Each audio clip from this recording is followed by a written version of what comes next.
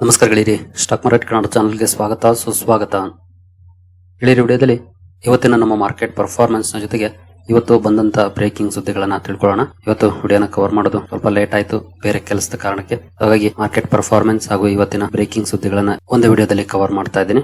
ಹಾಗೆ ನಿನ್ನೆ ಒಂದು ವಿಡಿಯೋ ಅಪ್ಲೋಡ್ ಮಾಡಿದೆ, ಆಲ್ಮೋಸ್ಟ್ 8-8:30 ಸುಮಾರಿಗೆ. ಬಟ್ ಯೂಟ್ಯೂಬ್ ನ ಟೆಕ್ನಿಕಲ್ ಗ್ಲಿಚ್ ನ ಕಾರಣಕ್ಕೆ ತುಂಬಾನೇ ಲೇಟ್ ಆಯ್ತು, 11 ಗಂಟೆ ಆಯ್ತು ಅದು ಪಬ್ಲಿಷ್ ಆಗಕ್ಕೆ. ಬಟ್ ಗೊತ್ತಿಲ್ಲ ಇವತ್ತು ಯಾವ ರೀತಿ ಆಗುತ್ತೆ ಅಂತ. ಟ್ರೈ ಮಾಡ್ತೀನಿ ಬೇಗ ಅಪ್ಲೋಡ್ ಮಾಡಕ್ಕೆ, ಬಟ್ ಯೂಟ್ಯೂಬ್ ಕಾರಣಕ್ಕೆ ಏನಾದ್ರು ಲೇಟ್ ಆದ್ರೆ ಅದಕ್ಕಾಗಿ ಕ್ಷಮೆ ಇರಲಿ. ಏನೋ ಮುಂದುವರಿಯ ಮುಂಚೆ ಡಿಸ್ಕ್ಲೇಮರ್ ಕೊಡ್ಲಿಕ್ಕೆ ಇಷ್ಟಪಡ್ತೀನಿ. ಇಲ್ಲಿ ಕವರ್ ಮಾಡ್ತಿರುವಂತ ಯಾವುದೇ ಸ್ಟಾಕ್ ಅನ್ನು ಕೂಡ ರೆಕಮೆಂಡ್ ಮಾಡ್ತಿಲ್ಲ. ನೀವು ಫರ್ದರ್ ಸ್ಟಡಿ ಮೆಡಿಟೇಷನ್ ತಗೊಳ್ಬಹುದು. ಆಸ್ ಎ ಎಜುಕೇಶನಲ್ ಪರ್ಪಸ್ ನಾನು ವಿಡಿಯೋ ನಿಮ್ಮ ಮುಂದೆ ತರ್ತಾ ಇದ್ದೀನಿ. ಹಾಗೆ ನೀವೇನು ಅಕೌಂಟ್ ಓಪನ್ ಮಾಡಿಲ್ಲ ಅಂತಂದ್ರೆ ಡಿಸ್ಕ್ರಿಪ್ಷನ್ ಅಲ್ಲಿ ಅಕೌಂಟ್ ಓಪನಿಂಗ್ ಲಿಂಕ್ ಇರುತ್ತೆ, ಅಕೌಂಟ್ ಅನ್ನು ಓಪನ್ ಮಾಡಬಹುದು. ಹಾಗೆ ಇಲ್ಲಿ ಮೆನ್ಷನ್ ಮಾಡಿರುವಂತ ಎಲ್ಲ ಸರ್ವಿಸಸ್ ನಮ್ಮ ಮೂಲಕ ಸಿಗುತ್ತೆ, ಕಾಂಟ್ಯಾಕ್ಟ್ ಮಾಡಬಹುದು ಈ ನಂಬರ್ಗೆ. ಏನು ಅಕೌಂಟ್ ಓಪನ್ ಮಾಡುವಾಗ ಏನಾದ್ರೂ ಸಮಸ್ಯೆಗಳಾದ್ರೆ, ಅಕೌಂಟ್ ಮಧ್ಯದಲ್ಲೇ ಸ್ಟ್ರಕ್ ಆಗಿದ್ರೆ ಕೂಡ ಈ ನಂಬರ್ಗೆ ಕಾಲ್ ಮಾಡಿ, ನಮ್ಮ ಟೀಮ್ ಇಂದ ನಿಮಗೆ ಸಹಾಯ ಸಿಗುತ್ತೆ. ಏನು ಮೊದಲಿಗೆ ಇವತ್ತಿನ ನಮ್ಮ ಮಾರ್ಕೆಟ್ ಪರ್ಫಾರ್ಮೆನ್ಸ್ ಅನ್ನು ನೋಡಿದರೆ ನಿಫ್ಟಿಯಲ್ಲಿ ನೋಡಬಹುದು 74 ಪಾಯಿಂಟ್ಸ್ ಅಥವಾ 0.28% ಡೌನ್ ಪರ್ಫಾರ್ಮೆನ್ಸ್ ನೋಡ್ಲಿಕ್ಕೆ ಸಿಕ್ಕಿದೆ. ಗ್ಯಾಪ್ ಡೌನ್ ಅಲ್ಲಿ ಓಪನ್ ಆಯ್ತು. ಆಕ್ಚುಲಿ ಮಾರ್ಕೆಟ್ ಓಪನಿಂಗ್ ಬಗ್ಗೆ ಗಿಫ್ಟ್ ನಿಫ್ಟಿ ಪರ್ಫಾರ್ಮೆನ್ಸ್ ನೋಡಿದಾಗ ಮಾರ್ನಿಂಗ್ ಚೆನ್ನಾಗಿ ಇತ್ತು, ಪಾಸಿಟಿವ್ ಅಲ್ಲಿ ಇತ್ತು. ಜೊತೆಗೆ ಏಷ್ಯನ್ ಮಾರ್ಕೆಟ್ ಗಳು ಕೂಡ ಚೆನ್ನಾಗಿ ಟ್ರೇಡ್ ಆಗ್ತಿದ್ವು. ಬಟ್ ನೋಡಬಹುದು ಗ್ಯಾಪ್ ಡೌನ್ ಅಲ್ಲಿ ಓಪನ್ ಆಯ್ತು. 250 ನಿನ್ನೆ ಕ್ಲೋಸಿಂಗ್ ಇತ್ತು, ಇವತ್ತು ಓಪನ್ ಆಗಿದ್ದು 189ಕ್ಕೆ. ಆನಂತರ 273 ವರೆಗೂ ಕೂಡ ಹೋಯ್ತು, ಅಂದ್ರೆ ಸ್ವಲ್ಪ ಪಾಸಿಟಿವ್ ಕೂಡ ಆಯ್ತು. ಬಟ್ ಸಸ್ಟೈನ್ ಆಗ್ಲಿಲ್ಲ, ಕಂಟಿನ್ಯೂಸ್ ಡೌನ್ ಫಾಲ್ ಬಂತು. ಓವರ್ ಆಲ್ 0.28% ಡೌನ್ ಅಲ್ಲಿ ನಿಫ್ಟಿ ಕ್ಲೋಸಿಂಗ್ ಅನ್ನು ಕೊಟ್ಟಿದೆ. ಇನ್ನು ಸೆನ್ಸೆಕ್ಸ್ ಕಡೆ ಬಂದ್ರೆ ಇಲ್ಲಿ ಕೂಡ ನೋಡಬಹುದು 376 ಪಾಯಿಂಟ್ಸ್ ಅಥವಾ 0.44% ಡೌನ್ ಪರ್ಫಾರ್ಮೆನ್ಸ್ ನೋಡಲಿಕ್ಕೆ ಸಿಕ್ಕಿದೆ. ಸೇಮ್ ಚಾರ್ಟ್ ಪ್ಯಾಟರ್ನ್ ನಮಗೆ ಇಲ್ಲೂ ಕೂಡ ನೋಡ್ಲಿಕ್ಕೆ ಕಾಣುತ್ತೆ. ಓವರ್ ಆಲ್ ಇವತ್ತು ಕೂಡ ಒಂದಷ್ಟು ಡೌನ್ ಅಲ್ಲಿ ನಮ್ಮ ಮಾರ್ಕೆಟ್ ಕ್ಲೋಸಿಂಗ್ ಅನ್ನ ಕೊಟ್ಟಿದೆ. ಇನ್ನು ಇವತ್ತು ನಿಮ್ಗೆಲ್ರಿಗೂ ಗೊತ್ತಿರೋ ಹಾಗೆ NSE ಎಕ್ಸ್ಪೈರಿ ಕೂಡ ಇರುತ್ತೆ, ಮಂಗಳವಾರ ವೀಕ್ಲಿ ಎಕ್ಸ್ಪೈರಿ. ಹಾಗಾಗಿ ಒಂದಷ್ಟು ವಾಲಟಿಲಿಟಿ ಇದ್ದೇ ಇರುತ್ತೆ. ಬಟ್ ಪಾಸಿಟಿವ್ ವಾಲಟಿಲಿಟಿ ಏನಲ್ಲ, ನೆಗೆಟಿವ್ ಅಲ್ಲೇ ಕ್ಲೋಸಿಂಗ್ ಅನ್ನ ಕೊಟ್ಟಿದೆ. ಏನು ಅದರ್ ಬ್ರಾಡ್ ಮಾರ್ಕೆಟ್ ಇಂಡೆಕ್ಸಸ್ ಗಳು ಯಾವ ರೀತಿ ಪರ್ಫಾರ್ಮ್ ಮಾಡಿದ್ವು ಅಂತ ನೋಡಿದ್ರೆ, ನಿಫ್ಟಿ ನೆಕ್ಸ್ಟ್ 50 ನಲ್ಲಿ ನೋಡಬಹುದು 0.27% ಪಾಸಿಟಿವ್ ಪರ್ಫಾರ್ಮೆನ್ಸ್ ಇದೆ. ಒಳ್ಳೆ ಪರ್ಫಾರ್ಮೆನ್ಸ್ ಅನ್ನೇ ಕೊಟ್ಟಿದೆ ಅಂತ ಹೇಳ್ಬೋದು ನಿಫ್ಟಿ ನೆಕ್ಸ್ಟ್ 50. ಇನ್ನು ನಿಫ್ಟಿ 100 ಅಲ್ಲಿ 0.18% ಡೌನ್ ಫಾಲ್ ಇದೆ. ಹಾಗೆ ನಿಫ್ಟಿ 200 0.19% ಡೌನ್ ಇದೆ. ನಿಫ್ಟಿ 500 ಅಲ್ಲಿ 0.2% ಡೌನ್ ಇದೆ. ಒಟ್ಟಿನಲ್ಲಿ ನಿಫ್ಟಿಯಿಂದ ನಿಫ್ಟಿ 500 ವರೆಗೂ 0.2 ಇಂದ 0.3% ವರೆಗೂ ಡೌನ್ ಫಾಲ್ ಇದೆ. ಬಟ್ ನಿಫ್ಟಿ ನೆಕ್ಸ್ಟ್ 50 ಮಾತ್ರ ಪಾಸಿಟಿವ್ ಅಲ್ಲಿ ಪರ್ಫಾರ್ಮೆನ್ಸ್ ಅನ್ನ ಮಾಡಿದೆ ಇವತ್ತು. ಇನ್ನು ಮಿಡ್ ಕ್ಯಾಪ್ ಕಡೆ ಬಂದ್ರೆ ಮಿಡ್ ಕ್ಯಾಪ್ 50 ನಲ್ಲಿ ನೋಡಬಹುದು 0.06% ನೆಗೆಟಿವ್ ಪರ್ಫಾರ್ಮೆನ್ಸ್ ಇದೆ, ಅಂದ್ರೆ ಸ್ಲೈಟ್ಲಿ ಡೌನ್ ಅಲ್ಲಿ ಕ್ಲೋಸಿಂಗ್ ಅನ್ನ ಕೊಟ್ಟಿದೆ. ಮಿಡ್ ಕ್ಯಾಪ್ 100 0.19% ಡೌನ್ ಅಲ್ಲಿ ಇದೆ. ಮಿಡ್ ಕ್ಯಾಪ್ 150 0.2% ಡೌನ್ ಅಲ್ಲಿ ಕ್ಲೋಸಿಂಗ್ ಅನ್ನ ಕೊಟ್ಟಿದೆ. ಅಂದ್ರೆ ಇಲ್ಲೂ ಕೂಡ 0.1 ಇಂದ 0.2% ವರೆಗೂ ಡೌನ್ ಫಾಲ್ ನೋಡ್ಲಿಕ್ಕೆ ಸಿಕ್ಕಿದೆ. ಇನ್ನು ಸ್ಮಾಲ್ ಕ್ಯಾಪ್ ಕಡೆ ಬಂದ್ರೆ ಸ್ಮಾಲ್ ಕ್ಯಾಪ್ 50 ಅಲ್ಲಿ ನೋಡಬಹುದು 0.12% ಪಾಸಿಟಿವ್ ಇದೆ ಪರ್ಫಾರ್ಮೆನ್ಸ್. ಹಾಗೆ ಸ್ಮಾಲ್ ಕ್ಯಾಪ್ 100 ಅಲ್ಲಿ 0.2% ನೆಗೆಟಿವ್ ಇದೆ. ಸ್ಮಾಲ್ ಕ್ಯಾಪ್ 250 ನಲ್ಲಿ 0.3% ನೆಗೆಟಿವ್ ಇದೆ. ಅಂದ್ರೆ ಇಲ್ಲೂ ಕೂಡ ಡೌನ್ ಪರ್ಫಾರ್ಮೆನ್ಸ್ ಇದೆ. ಎಲ್ಲೂ ಏನ್ ಪಾಸಿಟಿವ್ ಪರ್ಫಾರ್ಮೆನ್ಸ್ ಬರಲಿಲ್ಲ, ನೆಗೆಟಿವ್ ಇದೆ. ಬಟ್ ಸ್ಮಾಲ್ ಕ್ಯಾಪ್ 50 ನಲ್ಲಿ ಮಾತ್ರ ಸ್ವಲ್ಪ ಪಾಸಿಟಿವ್ ಪರ್ಫಾರ್ಮೆನ್ಸ್ ನೋಡ್ಲಿಕ್ಕೆ ಸಿಕ್ಕಿದೆ ಇವತ್ತು. ಇನ್ನು ಮೈಕ್ರೋ ಕ್ಯಾಪ್ ಕಡೆ ಬಂದ್ರೆ ಇಲ್ಲೂ ಕೂಡ ನೋಡಬಹುದು 0.67% ಡೌನ್ ಪರ್ಫಾರ್ಮೆನ್ಸ್ ನೋಡ್ಲಿಕ್ಕೆ ಸಿಕ್ಕಿದೆ ಮೈಕ್ರೋ ಕ್ಯಾಪ್ ಇಂಡೆಕ್ಸ್ ಅಲ್ಲೂ ಕೂಡ. ಒಟ್ಟಿನಲ್ಲಿ ನಿಫ್ಟಿ ನೆಕ್ಸ್ಟ್ 50 ಹಾಗೂ ಸ್ಮಾಲ್ ಕ್ಯಾಪ್ 50 ಇಲ್ಲಿ ಮಾತ್ರ ಸ್ಲೈಟ್ಲಿ ಪಾಸಿಟಿವ್ ಅಲ್ಲಿ ಪರ್ಫಾರ್ಮೆನ್ಸ್ ನೋಡ್ಲಿಕ್ಕೆ ಸಿಕ್ತು. ಇನ್ನೆಲ್ಲ ಕಡೆ ಡೌನ್ ಪರ್ಫಾರ್ಮೆನ್ಸ್ ಬಂದಿದೆ, ಎಲ್ಲೂ ಏನು ಪಾಸಿಟಿವ್ ಇಲ್ಲ. ಇನ್ನು ಸೆಕ್ಟೋರಲ್ ಇಂಡೆಕ್ಸಸ್ ಗಳ ಪರ್ಫಾರ್ಮೆನ್ಸ್ ಅನ್ನು ನೋಡಿದ್ರೆ ನಿಫ್ಟಿ ಆಟೋ ಇವತ್ತು ಕೂಡ ಸ್ಲೈಟ್ಲಿ ಪಾಸಿಟಿವ್ ಅಲ್ಲಿ ಪರ್ಫಾರ್ಮೆನ್ಸ್ ಅನ್ನ ಮಾಡಿದೆ. ಲಾಸ್ಟ್ 5 to 6 ಟ್ರೇಡಿಂಗ್ ಸೆಷನ್ ಅಲ್ಲಿ ಕಂಟಿನ್ಯೂಸ್ ಪಾಸಿಟಿವ್ ಅಲ್ಲಿ ಪರ್ಫಾರ್ಮೆನ್ಸ್ ಅನ್ನ ಮಾಡ್ತಾ ಇದೆ. ಬ್ಯಾಂಕಿಂಗ್ ಸೆಕ್ಟರ್ ಕೂಡ ಒಂದಷ್ಟು ಪಾಸಿಟಿವ್ ಪರ್ಫಾರ್ಮೆನ್ಸ್ ಅನ್ನ ಕೊಟ್ಟಿದೆ ಇವತ್ತು. ಒಳ್ಳೆ ಮೊಮೆಂಟಮ್ ಈ ಎರಡು ಕಡೆ ನೋಡ್ಲಿಕ್ಕೆ ಸಿಗ್ತಿದೆ ಅಂತ ಹೇಳ್ಬೋದು. ಮಾರ್ನಿಂಗ್ ವಿಡಿಯೋದಲ್ಲೂ ಕೂಡ ನಾನು ಇದನ್ನ ಕವರ್ ಮಾಡಿದ್ದೆ, ನೋಡಿದ್ದೀರಿ ನೀವು. ಇನ್ನು ಫೈನಾನ್ಷಿಯಲ್ ಸರ್ವಿಸಸ್ ಕೂಡ 0.34% ಪಾಸಿಟಿವ್ ಇದೆ. FMCG ನಲ್ಲಿ 0.23% ಪಾಸಿಟಿವ್ ಇದೆ. ಹಾಗೆ IT ಇವತ್ತು ಸ್ವಲ್ಪ ಮಟ್ಟಿಗೆ ಪಾಸಿಟಿವ್ ಪರ್ಫಾರ್ಮೆನ್ಸ್ ಅನ್ನ ಮಾಡಿದೆ. ಮೋರ್ ದನ್ 0.5% ಅಪ್ ಅಲ್ಲಿ ಕ್ಲೋಸಿಂಗ್ ಅನ್ನ ಕೊಟ್ಟಿದೆ ನಿಫ್ಟಿ IT ಸೆಕ್ಟರ್. ಹಾಗೆ ಮೀಡಿಯಾದಲ್ಲಿ 1% ಡೌನ್ ಇದೆ. ಮೆಟಲ್ ಅಲ್ಲಿ ಕೂಡ ಸ್ಟ್ರಾಂಗ್ ಪರ್ಫಾರ್ಮೆನ್ಸ್ ಕಂಟಿನ್ಯೂ ಆಗಿದೆ ಇವತ್ತು ಕೂಡ 0.29% ಪಾಸಿಟಿವ್ ಇದೆ. ಫಾರ್ಮಾ 1.69% ಅಪ್ ಆಗಿದೆ ಇವತ್ತು. ಒಳ್ಳೆ ಪರ್ಫಾರ್ಮೆನ್ಸ್ ಅಂತ ಹೇಳೋದು ಫಾರ್ಮಾದಲ್ಲಿ. ಇನ್ನು PSU ಬ್ಯಾಂಕ್ ಗಳಲ್ಲಿ 0.59% ಪಾಸಿಟಿವ್ ಪರ್ಫಾರ್ಮೆನ್ಸ್ ಬಂದಿದೆ. PSU ಬ್ಯಾಂಕ್ ಅಲ್ಲೂ ಕೂಡ ಸ್ಟ್ರಾಂಗ್ ಟ್ರೆಂಡ್ ಇದೆ. ಆಕ್ಚುಲಿ ನಿಫ್ಟಿ ಬ್ಯಾಂಕ್ ಅನ್ನ ಪಾಸಿಟಿವ್ ತಗೊಳ್ತಿರೋದೇ PSU ಬ್ಯಾಂಕ್ಸ್, ಯಾಕಂದ್ರೆ ಪ್ರೈವೇಟ್ ಬ್ಯಾಂಕ್ಸ್ ಅಲ್ಲಿ ನೋಡಬಹುದು ಫ್ಲಾಟಿಶ್ ಪರ್ಫಾರ್ಮೆನ್ಸ್ ಇದೆ. ಬ್ಯಾಂಕಿಂಗ್ ನಿಫ್ಟಿಯನ್ನ ಮೇಲೆ ಎತ್ತಿರೋದೇ PSU ಬ್ಯಾಂಕ್ ಗಳಲ್ಲೂ ಸ್ಟ್ರಾಂಗ್ ಪರ್ಫಾರ್ಮೆನ್ಸ್ ಬರ್ತಿದೆ. ಜೊತೆಗೆ ಬಿಸ್ನೆಸ್ ಅಪ್ಡೇಟ್ ಗಳು ರಿಲೀಸ್ ಆಗ್ತಾ ಇದೆ, ಅದರ ಪಾಸಿಟಿವ್ ಇಂಪ್ಯಾಕ್ಟ್ ಕೂಡ ಬ್ಯಾಂಕಿಂಗ್ ಸ್ಟಾಕ್ ಗಳಲ್ಲಿ ನೋಡ್ಲಿಕ್ಕೆ ಸಿಗ್ತಾ ಇದೆ. ರಿಯಾಲ್ಟಿನಲ್ಲಿ 0.33% ಡೌನ್ ಇದೆ. ಹೆಲ್ತ್ ಕೇರ್ ಚೆನ್ನಾಗಿ ಪರ್ಫಾರ್ಮ್ ಮಾಡಿದೆ ಇವತ್ತು, 1.85% ಅಪ್ ಆಗಿದೆ. ಕನ್ಸ್ಯೂಮರ್ ಡ್ಯೂರಬಲ್ಸ್ ಕೂಡ 0.12% ಅಪ್ ಅಲ್ಲಿ ಕ್ಲೋಸಿಂಗ್ ಅನ್ನು ಕೊಟ್ಟಿದೆ.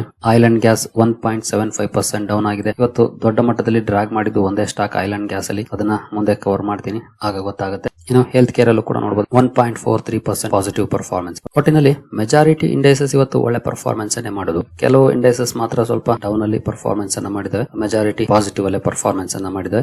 ಅದರಲ್ಲಿ ಔಟ್ ಪರ್ಫಾರ್ಮ್ ಮಾಡಿದ್ದು ಅಂದ್ರೆ ಫಾರ್ಮಾ ಹಾಗೂ ಹೆಲ್ತ್ ಕೇರ್. ಹಾಗೆ ನಿಫ್ಟಿ PSU ಬ್ಯಾಂಕ್ ಗಳಿಂದ ಕೂಡ ಒಳ್ಳೆ ಕಾಂಟ್ರಿಬ್ಯೂಷನ್ ಬಂದಿದೆ. ಇವತ್ತು ಡಿಸೆಂಟ್ ಪರ್ಫಾರ್ಮೆನ್ಸ್ ಇದೆ ಅಂತ ಹೇಳ್ಬೋದು. ಸೆಕ್ಟೋರಲ್ ಇಂಡೈಸಸ್ ಗಳ ಪರ್ಫಾರ್ಮೆನ್ಸ್ ಅನ್ನ ನೋಡಿದ್ರೆ ನಮ್ಮ ಮಾರ್ಕೆಟ್ ಅಲ್ಲಿ ಈ ರೀತಿ ಪರ್ಫಾರ್ಮೆನ್ಸ್ ಇದೆ.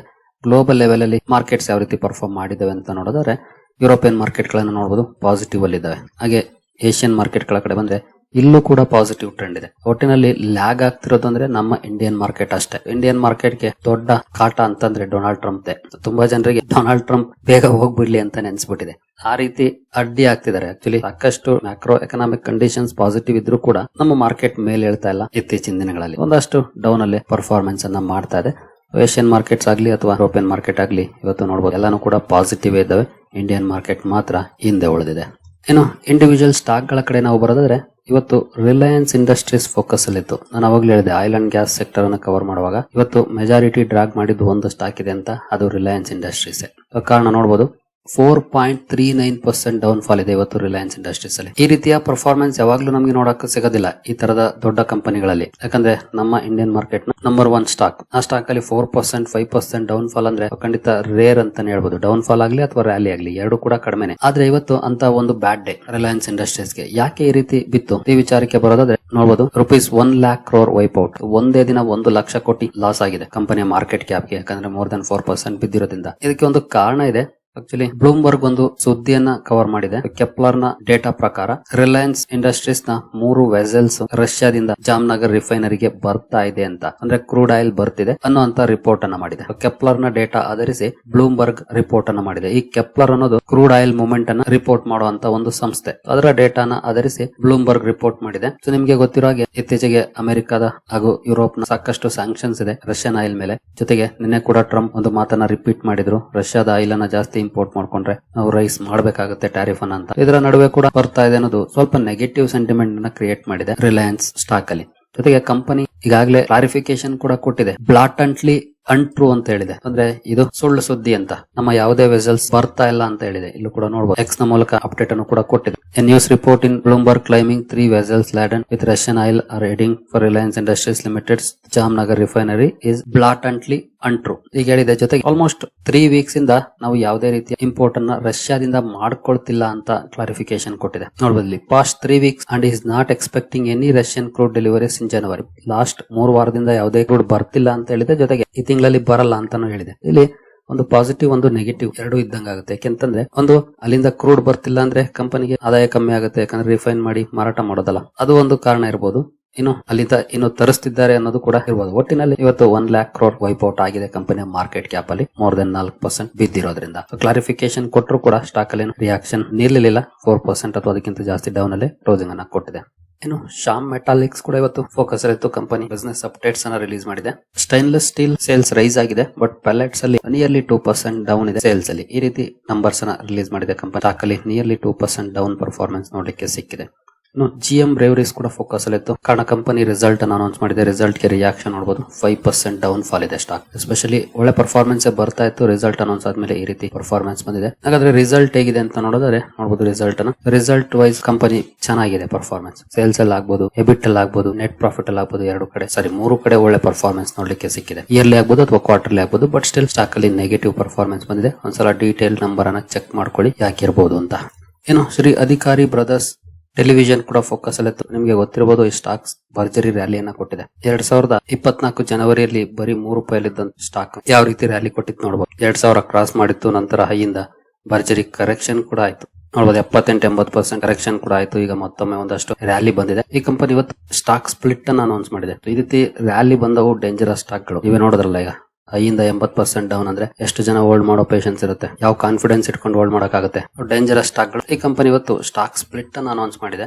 ನೋಡಬಹುದು this media firm whose shares rose 89,000 in last 5 years announces 1:10 stock split. ಒಂದು ಶೇರ್ ಅನ್ನು 10 ಶೇರ್ಗಳನ್ನಾಗಿ ಮಾಡುವಂತಹ ನಿರ್ಧಾರವನ್ನು ತಗೊಂಡಿದೆ. ಈ ಸುದ್ದಿ ಕಾರಣಕ್ಕೆ ಸ್ಟಾಕ್ ಫೋಕಸ್ ಅಲ್ಲಿ ಇವತ್ತು ಕೂಡ ಒಳ್ಳೆ ಪರ್ಫಾರ್ಮೆನ್ಸ್ ಬಂದಿದೆ. ಇಲ್ಲಿ ನೆಕ್ಸ್ಟ್ IEX ಅಲ್ಲಿ ಭರ್ಜರಿ ರ್ಯಾಲಿ ನೋಡ್ಲಿಕ್ಕೆ ಸಿಕ್ಕಿದೆ. ಇವತ್ತು ನಿಯರ್ಲಿ 9% ಅಪ್ ಅಲ್ಲಿ ಸ್ಟಾಕ್ ಇವತ್ತು ಕ್ಲೋಸಿಂಗ್ ಅನ್ನ ಕೊಟ್ಟಿದೆ.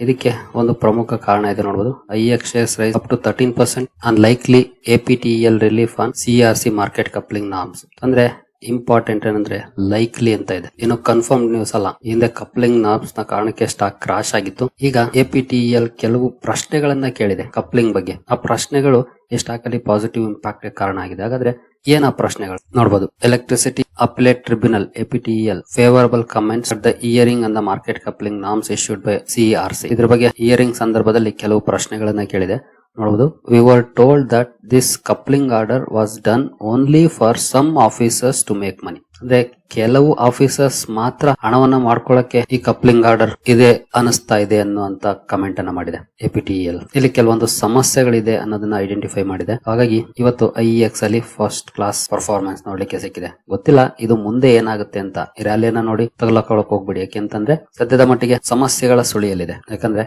ಇನ್ ಕೇಸ್ ಮಾರ್ಕೆಟ್ ಕಪ್ಲಿಂಗ್ ಆಗಿಲ್ಲ ಅಂದ್ರೆ ಖಂಡಿತ ಕಂಪನಿಗೆ ಒಳ್ಳೆ ಸುದ್ದಿ. ಮಾರ್ಕೆಟ್ ಕಪ್ಲಿಂಗ್ ಆದ್ರೆ ಕಂಪನಿಯ major source of business down ಆಗುತ್ತೆ. ಹಾಗಾಗಿ ತುಂಬಾ ಡೇಂಜರಸ್.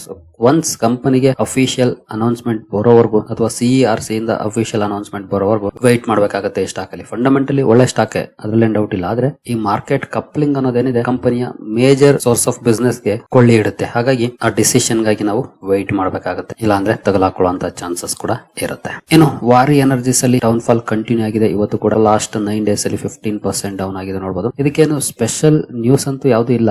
ಬಟ್ ಸ್ಟಾಕ್ ಅಲ್ಲಿ ನೆಗೆಟಿವ್ ಪರ್ಫಾರ್ಮೆನ್ಸ್ ಇದೆ. ಲಾಂಗ್ ಟರ್ಮ್ ನೋಡುವಂತವ್ರು ಸ್ಟಡಿ ಮಾಡಿ ನೋಡಬಹುದು. ಎಸ್ಪೆಷಲಿ ಸರ್ಕಾರ ಏನಾದ್ರು ಬಜೆಟ್ ಸಂದರ್ಭದಲ್ಲಿ ಒಳ್ಳೆ ಸುದ್ದಿಯನ್ನು ಕೊಟ್ಟರೆ ರಿನ್ಯೂವಬಲ್ ಎನರ್ಜಿಗೆ ಒಂದಷ್ಟು ಪಾಸಿಟಿವಿಟಿ ಕಂಡು ಬರ್ಬೋದು. But as of now down fall ಇದೆ. ಬಟ್ ಅದಕ್ಕೇನು ಸ್ಪೆಸಿಫಿಕ್ ರೀಸನ್ ಅಂತೂ ಇಲ್ಲ. ಕಂಟಿನ್ಯೂಸ್ ಡೌನ್ ಅಂತೂ ಆಗ್ತಾ ಇದೆ. ಇವಾಗ ಏನೋ ಕ್ಯೂಪಿಡ್ ಅಲ್ಲಿ ಇವತ್ತು 11% ಬೌನ್ಸ್ ಬ್ಯಾಕ್ ನೋಡ್ಲಿಕ್ಕೆ ಸಿಕ್ಕಿದೆ. ಇದು ಕೂಡ ಅಷ್ಟೇ ಡೇಂಜರಸ್ ಶೇರುಗಳ ಲಿಸ್ಟ್ ಅಲ್ಲಿ ಬರುವಂತದ್ದು. ಕೇರ್ಫುಲ್ ಆಗಿರಿ ಅಷ್ಟೇ ನಾನು ಹೇಳಕ್ಕಾಗೋದು. ಯಾಕಂದ್ರೆ ಜಾಸ್ತಿ ಹೇಳಿದ್ರೆ ರ್ಯಾಲಿ ಬಂದ್ರೆ ಬೇಜಾರಾಗುತ್ತೆ ನಿಮ್ಗೂ ಕೂಡ. ನಾನಂತೂ ಕೇರ್ಫುಲ್ ಆಗಿರಿ ಅಂತ ಹೇಳ್ತೀನಿ. ನಾನಂತೂ ಇಂಥ ಸ್ಟಾಕ್ ಗಳಿಂದ ದೂರ ಇರ್ತೀನಿ. ಅಂದ್ರೆ ಕಂಟಿನ್ಯೂಸ್ ರ್ಯಾಲಿ ಬರುತ್ತಲ್ಲ ಅಂತ ಸ್ಟಾಕ್ ಗಳಲ್ಲಿ ಯಾವಾಗ ಬೇಕಾದ್ರೂ ಕರೆಕ್ಷನ್ ಬರ್ಬೋದು. ಕರೆಕ್ಷನ್ ಬಂದ್ರೆ ದೊಡ್ಡ ಮಟ್ಟದಲ್ಲೇ ಬರುತ್ತೆ. ಹಾಗಾಗಿ ಕೇರ್ಫುಲ್ ಆಗಿರ್ಬೇಕು ಅಷ್ಟೇ. ಸರಿಗಳಿರಿ, ಈ ಎಲ್ಲ ಅಪ್ಡೇಟ್ಸ್ ನಿಮ್ಗೆ ಇಷ್ಟ ಆಗಿದೆ ಅಂದ್ಕೊಳ್ತೀನಿ. ಹಾಗೆ ಅಕೌಂಟ್ ಓಪನಿಂಗ್ ಲಿಂಕ್ ಡಿಸ್ಕ್ರಿಪ್ಷನ್ ಅಲ್ಲಿ ಇರುತ್ತೆ. ಅಕೌಂಟ್ ಅನ್ನು ಓಪನ್ ಮಾಡಬಹುದು. ಮುಂದಿನ ವಿಡಿಯೋದಲ್ಲಿ ಸಿಗೋಣ. ಅಲ್ಲಿವರೆಗೂ ಜೈ ಹಿಂದ್, ಜೈ ಕರ್ನಾಟಕ.